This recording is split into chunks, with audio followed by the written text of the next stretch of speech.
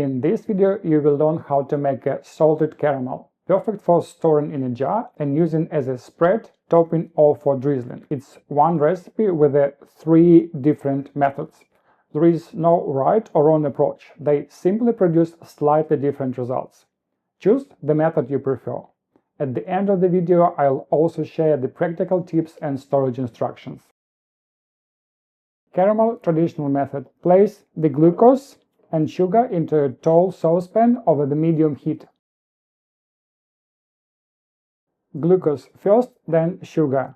Make sure while you're heating, shake occasionally to ensure even caramelization and to help prevent sugar crystallization. You can stir with a spatula, but very gently, not aggressively, just to help sugar to dissolve. Cook until the caramel reaches a deep amber color, about 185 degrees Celsius or 365 degrees Fahrenheit. In a separate saucepan, heat the cream and keep it hot.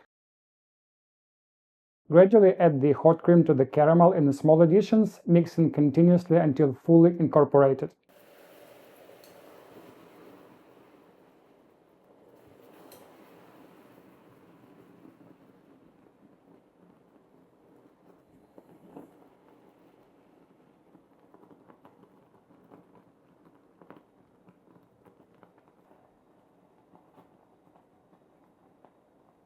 Return the saucepan to the heat and cook the caramel to 106 degrees Celsius or 223 degrees Fahrenheit.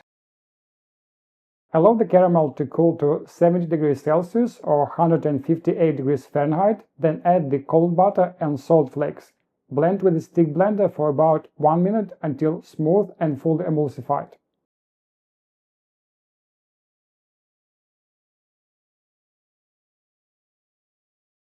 Pour the caramel into a very clean jar and close them once slightly cool. This reduces contamination and improves keeping quality.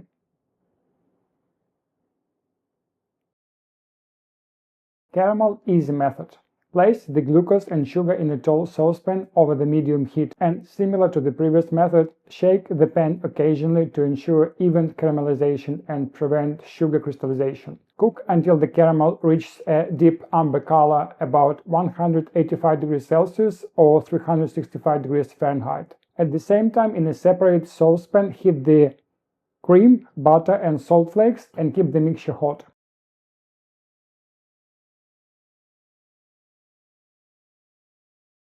Gradually add the hot cream mixture to the caramel in small additions.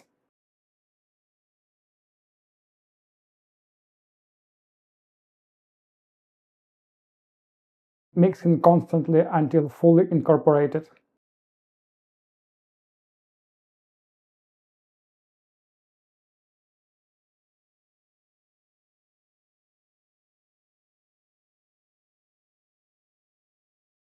Return the saucepan to the heat and cook the caramel to 106 degrees Celsius or 223 degrees Fahrenheit. Allow the caramel to cool to 70 degrees Celsius, 158 degrees Fahrenheit, and blitz with a stick blender for 1 minute.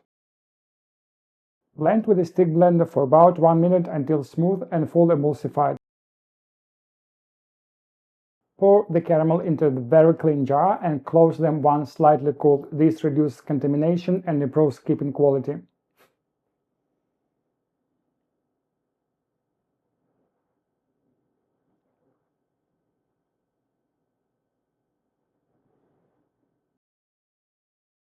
Caramel brown butter method.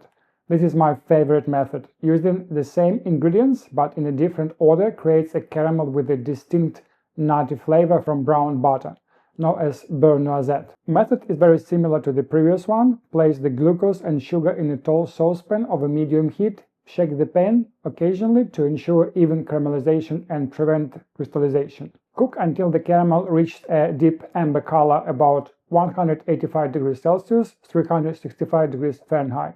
In a separate saucepan, heat the cream and keep it hot. But in this recipe I'm going to add butter to my caramel first to deglaze the caramel, and then I will add my hot cream.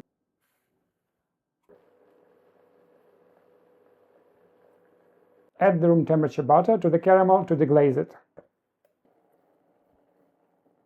Bring it back to heat and cook for about 20 to 30 seconds until you smell a nutty brown butter aroma. Gradually add the hot cream in the small additions, mixing constantly until fully combined.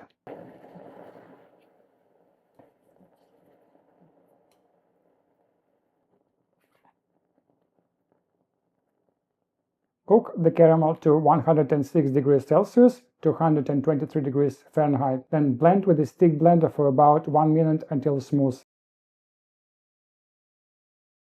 For this method, I prefer to add salt flakes at the end of the cooking. Pour the caramel into the very clean jar and close them once slightly cooled. This reduces contamination and improves keeping quality.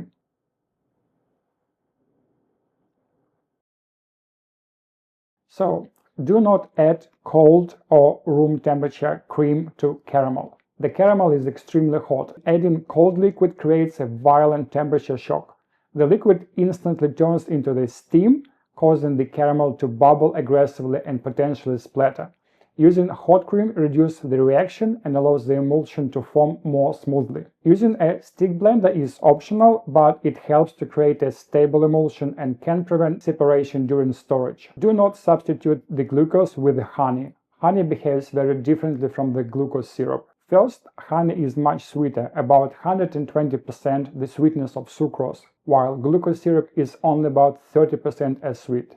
Your caramel will taste noticeably sweeter. Second, honey browns faster. It contains fructose, which caramelizes at a lower temperature. As a result, the caramel darkens more quickly and can become bitter if cooked the same way as a caramel made with the glucose. Cooking temperature. In this recipe, cook the caramel to 106 degrees Celsius, which is 223 degrees Fahrenheit.